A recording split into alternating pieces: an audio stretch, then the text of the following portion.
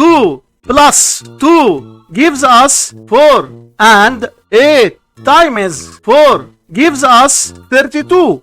So 224 divided by 32 is just 7. But this answer is not correct, because according to the order of operations, first we have to do parentheses, then exponents, then multiplication or division, and then finally addition or subtraction. Remember that multiplication and division have equal priority, and we have to work from left to right. And the same applies to addition and subtraction. In this expression, we have one division, one multiplication, and one parenthesis. Inside these parentheses, we have one addition. Here we have a multiplication, because in mathematics, when a number is placed next to parentheses, it means multiplication, and we usually don't write the multiplication sign for brevity. So according to the PEMDAS, first we have to do these parentheses,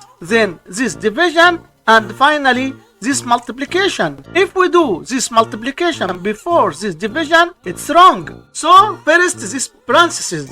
Inside this parentheses we have 2 plus 2, which equals 4. So 224 divided by 8 times 4. Now we have one division and one multiplication. So we have 224 divided by 8, which equals 28, times 4, which equals 112. And this is our final answer to this problem. Thanks for being here. Hit like and subscribe.